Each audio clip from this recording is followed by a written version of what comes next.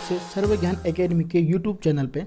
दोस्तों, आज की इस वीडियो में हम बात करेंगे संविधान के मूल अधिकार से संबंधित 40 महत्वपूर्ण प्रश्नोत्तरों के बारे में, जो सभी प्रतियोगिता परीक्षाओं के लिए उपयोगी होने वाले और आप जिन परीक्षाओं की तैयारी करें उन परीक्षाओं में भी ये प्रश्न बहुत ही महत्वपूर्ण साबित होंगे। तो दोस्तों, आप इस वीडियो को आप अंत तक ज़रूर देखिएगा और वीडियो पसंद आता है तो वीडियो को लाइक कीजिएगा, शेयर कीजिएगा और आप हमारे चैनल पर नए हो तो हमारे चैनल को सब्सक्राइब करें। और दोस्तों, हमने पिछले वीडियो में पार्ट 2 में 40 प्रश्नों को डिस्कस किया था। आज हम बात करेंगे 40 महत्वपूर्ण प्रश्नों में 81 क्वेश्चन से डिस्कस करने वाले हैं पार्ट 3 में। 81 जो क्वेश्चन है वो है, निम्नोक्त समादेशों में से कौन सा समादेश किसी अवैध व्यक्ति से सरकारी पद को बचाने के लिए जारी किया जाता है। अर्थात सरकारी पद को बचाने के लिए, अर्थात कोई व्यक्ति ने धोखाधड़ी से कोई सरकारी पद हासिल कर लिया या उस पद पर आसीन हो गए तो उसके बारे में उससे पूछा जाता है कि वो किस आदेश के तहत इस पद का वो हकदार हैं। तो दोस्तों, इसका जो सही आंसर देने के लिए आपको 3 सेकंड का समय मिलेगा, तो आपको इसका आंसर बताना है। दोस्तों, इसका जो सही आंसर है वो ऑप्शन डी, अधिकार प्रच्छा। अधिकार प्रच्छा रिट के तहत हाई कोर्ट या सुप्रीम कोर्ट पूछता है उस व्यक्ति को कि आप किस के तहत या किस एविडेंस अर्थात किस सबूत के तहत आपने सरकारी पद को हासिल किया है, अधिकार प्रच्छा के अंतर्गत। अगला प्रश्न है, व्यक्ति, निगम अथवा अधीनस्थ अधिकरण जिस कार्य को करने के लिए आबद्ध हैं उस कार्य को करने के लिए जारी करने वाले रिट को कहते हैं। ऑप्शन बी, प्रमा आदेश। अर्थात कोई भी व्यक्ति अथवा निगम हुआ या अधीनस्थ अधिकरण गण है तो जिस कार्य करने के लिए वो आबद्ध है उस कार्य को करने के लिए जो रिट जारी की जाती है उसको कहते हैं प्रमा आदेश। अर्थात इंग्लिश में इसको कहते हैं मैंडेमस, जिसको आदेश दिया जाता है। हम आदेश देते हैं, इसका पहला जो वाक्य है, हम आदेश देते हैं। अगला प्रश्न है, वह रिट जो भारत में उच्चतम न्यायालय अथवा सर्वोच्च न्यायालय द्वारा किसी व्यक्ति अथवा सार्वजनिक संस्था का आदेश देते कि वह अपने कर्तव्य का पालन करे, क्या कहलाती हैं। तो दोस्तों, वो आदेश देती है, अर्थात परमादेश। ऑप्शन ए सही होगा। अगला प्रश्न है, निम्नलिखित में से किस लेख के द्वारा किसी सक्षम न्यायालय द्वारा किसी व्यक्ति, निगम अथवा निचली अदालत को कोई ऐसा कार्य करने के लिए आदेश दिया जाता है कि जो उसकी कर्तव्य सीमा में आता, जिससे को उन्हें पूरा करना चाहिए, तो वो क्या करते हैं, आदेश देते। तो ऑप्शन बी, प्रमा आदेश होगा। अगला प्रश्न है, एक ऐसी याचिका जो न्यायपालिका द्वारा जारी की जाती है तथा जिसमें कार्यपालिका को कहा जाता है कि वह यह कार्य करे जो उससे प्राप्त शक्तियों के अंतर्गत करना चाहिए था, रिट को क्या कहा जाता है। तो दोस्तों, इसका भी आंसर होगा मैंडेमस, अर्थात प्रमा आदेश। अगला प्रश्न है,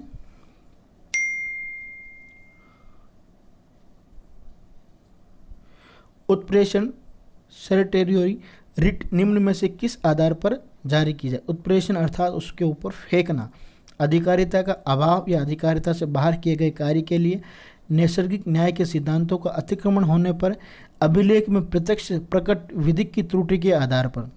अर्थात जब कोई गलती हो जाती है तो उसको इस कार्य को करने के लिए उत्प्रेषण किया जाता है कि यह आपके जो कार्य है अधूरा है, उसको पूरा किया जाए। तो ऑप्शन डी, उपयुक्त सभी। अगला प्रश्न है,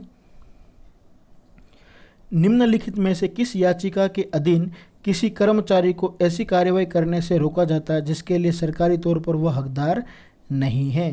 तो दोस्तों, इसका जो सही ऑप्शन है वो है ऑप्शन बी, अधिकार प्रच्छा के तहत। अगला प्रश्न है, न्यायालय द्वारा जारी किए गए प्रमा आदेश के माध्यम से न्यायालय किसी व्यक्ति को उपस्थित होने के लिए कह सकता है, किसी व्यक्ति को कुछ समय के लिए छोड़ा जा सकता है, अपने अधीनस्थ न्यायालय से केस मंगा सकता है, या किसी व्यक्ति या संस्था को उनके सार्वजनिक दायित्व कर्तव्यों का पालन करने के लिए जारी किया जा सकता है। तो दोस्तों इसका सही आंसर है ऑप्शन डी, किसी व्यक्ति अथवा संस्था उनके सार्वजनिक दायित्वों अथवा कर्तव्यों का पालन करने के लिए जारी किया जाता है।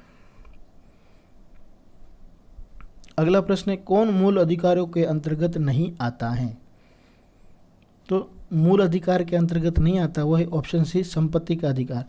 दोस्तों अगर बात की जाए इसमें कि मूल संविधान में मौलिक अधिकारों के अंतर्गत नहीं आता, तो दोस्तों इसमें कोई ऑप्शन नहीं होगा, क्योंकि मूल अधिकार जो थे मूल संविधान में वो 7 दिए गए थे और वर्तमान में 6 मूल अधिकार है, जो संपत्ति के अधिकार को हटा दिया गया है 44वें संविधान संशोधन के तहत 1978। अगला प्रश्न है,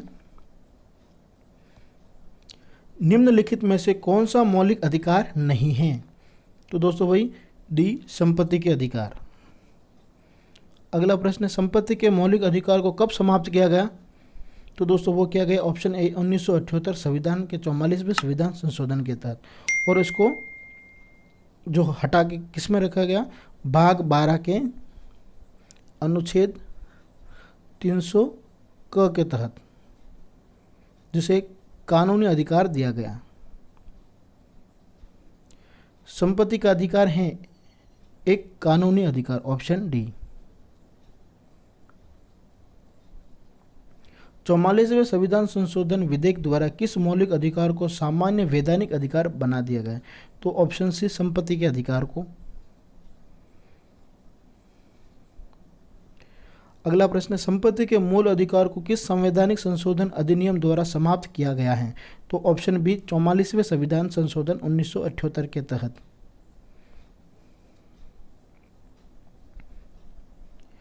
निम्नलिखित में से कौन सा मौलिक अधिकार नहीं है? तो ऑप्शन बी, संपत्ति का अधिकार।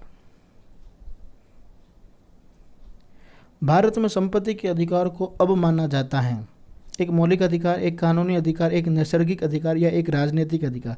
तो इसका जो सही आंसर है ऑप्शन बी, एक कानूनी अधिकार है संपत्ति के अधिकार को। संपत्ति के अधिकार को मूल अधिकार की श्रेणी से हटाकर किस अनुच्छेद के अंतर्गत रखा गया? तो इसका सही आंसर है ऑप्शन सी, अनुच्छेद 300 क के तहत।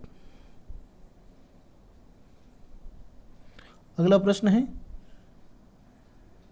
भारत के संविधान के अनुसार जो संवैधानिक अधिकार है किंतु मूलभूत अधिकार नहीं है, वो है ऑप्शन डी, संपत्ति का अधिकार। जो संवैधानिक अधिकार तो है लेकिन मूलभूत अधिकार नहीं, अर्थात मूल अधिकार नहीं है।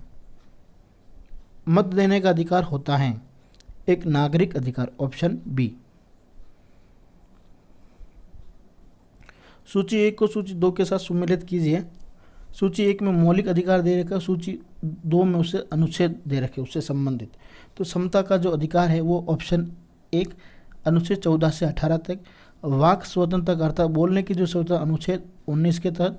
धर्म की स्वतंत्रता का जो अधिकार है अनुच्छेद 25 के तहत। और संवैधानिक उपचारों का अधिकार से संबंधित है अनुच्छेद 32। तो दोस्तों इसका जो सही आंसर है वो 1, 4, 3 और 2 और 3। तो 1, 4, 2 और 3 ऑप्शन ये वाला। अगला प्रश्न है, मौलिक अधिकार में कौन सी बात की स्वतंत्रता नहीं है? विचार व्यक्त करने की होती है, आज शांतिपूर्वक प्रदर्शन करने की आज़ादी, धरना देने की आज़ादी, लेकिन हड़ताल करने की आज़ादी नहीं है मौलिक अधिकार में। ऑप्शन ए सही है। अगला प्रश्न है, किस वाद ने संसद को मौलिक अधिकार में संशोधन का अधिकार दिया गया है? किस वाद ने संसद को मौलिक अधिकार में संशोधन करने का अधिकार दिया गया? तो वो है केशवानंद भारतीवाद ने, लेकिन इसमें मूल ढांचे में परिवर्तन नहीं कर सकता। अगला प्रश्न है, वर्तमान समय में भारतीय संविधान के अंतर्गत संपत्ति का अधिकार एक वैधानिक अर्थात एक कानूनी अधिकार है।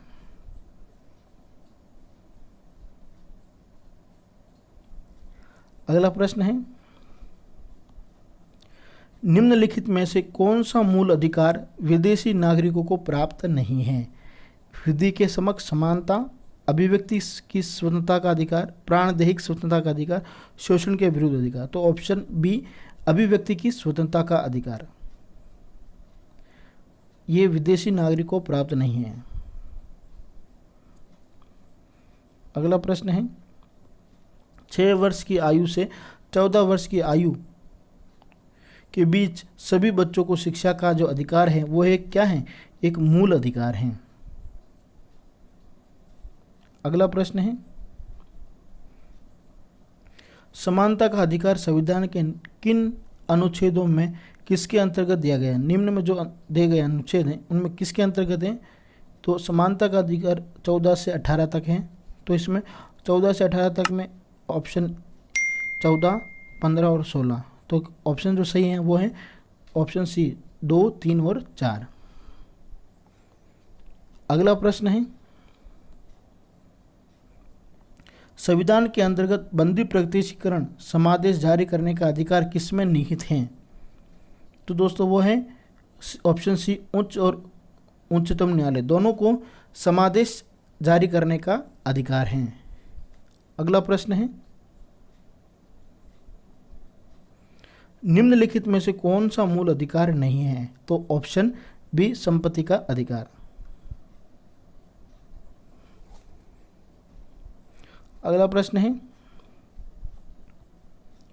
भारतीय संविधान का कौन सा अनुच्छेद अस्पृश्यता का उन्मूलन करता है और किसी भी रूप में इसका व्यवहार का निषेध करता है? तो अस्पृश्यता संबंधी जो अनुच्छेद है वो ऑप्शन बी, अनुच्छेद 17। और जो 16 है दोस्तों वो क्या चीज़ है? वो है अवसर की समानता, अवसर की समानता। और अनुच्छेद 18 में उपाधियों का अंत, और अनुच्छेद 15 जो है वो भेदभाव है, जाति, धर्म, लिंग आधार पर भेदभाव नहीं किया जाता। अगला प्रश्न है, मौलिक अधिकारों को लागू करने के लिए रीट जारी की जाती हैं? राष्ट्रपति द्वारा, संसद द्वारा, चुनाव आयोग द्वारा, उच्चतम न्यायालय द्वारा। तो रीट जो जारी करता है वह हाई कोर्ट, ऑप्शन सी, उच्चतम न्यायालय द्वारा।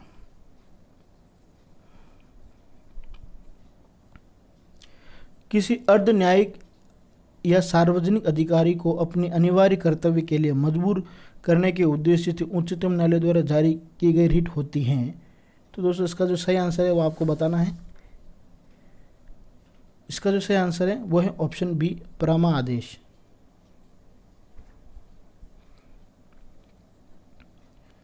अगला प्रश्न है, संविधान के अनुच्छेद 17 और 18 में व्यवस्था है? तो वो है ऑप्शन ए, सामाजिक समानता की, अर्थात सामाजिक समानता की, समता। अगला प्रश्न है, भारत में उच्चतम न्यायालय ने निम्नलिखित मामलों में से किसमें माना था कि मौलिक अधिकारों में संशोधन नहीं किया जा सकता? तो दोस्तों ये माना था A.K. गोपालन का मामला था जिसने माना था, ऑप्शन ए। सॉरी, इसका जो सही आंसर है दोस्तों वो है गोपालन नहीं होगा, गोलकनाथ बनाम मामला जो था जिसने मौलिक अधिकारों में संशोधन नहीं माना था, और केशवानंद भारती जो था इसने मौलिक अधिकारों में संशोधन माना था संसद द्वारा। अगला प्रश्न है, निम्नलिखित में से कौन सा मौलिक अधिकार नहीं है? तो ऑप्शन डी, संपत्ति का अधिकार। अगला प्रश्न है, सूचना का अधिकार किस राज्य में लागू नहीं है? ऑप्शन बी, जम्मू कश्मीर राज्य में। लेकिन दोस्तों अब धारा 370 हटने के बाद सूचना का अधिकार भी इस राज्य में लागू होता है। मौलिक अधिकारों में संशोधन करने में कौन सक्षम है? संशोधन कौन करता है? संसद द्वारा। तो ऑप्शन डी। दोस्तों अगर बात करें, राष्ट्रपति जो है वो क्या करता है? इसमें निलंबन करता है मौलिक अधिकारों को, और सर्वोच्च न्यायालय उसका संरक्षण करता है, और संसद इसमें संशोधन करती है। अगला प्रश्न है, भारतीय नागरिकों के मौलिक अधिकारों के युक्तियुक्त प्रतिबंधों को आरोपित करने की शक्ति किसके पास है? तो प्रतिबंधित करने की जो शक्ति है दोस्तों वो है संसद के पास, ऑप्शन बी। अगला प्रश्न है, किसी कैदी को न्यायालय के समक्ष प्रस्तुत करवाने के लिए किस रीट की आवश्यकता होती है? समक्ष प्रस्तुत करना है तो ऑप्शन बी बंदी प्रत्यक्षीकरण। दोस्तों हमारा ये वीडियो आपको कैसा लगा कमेंट के द्वारा ज़रूर बताइएगा, और वीडियो अच्छा लगे तो वीडियो को लाइक कीजिएगा, शेयर कीजिएगा, और आप हमारे चैनल पे नए हो तो हमारे चैनल पे सब्सक्राइब कर ले सर्वज्ञान एकेडमी को, और बेल आइकन को दबाना ना भूलें ताकि हमारा जो लेटेस्ट अपडेट है वो आपको मिलता रहे। आप सभी का धन्यवाद।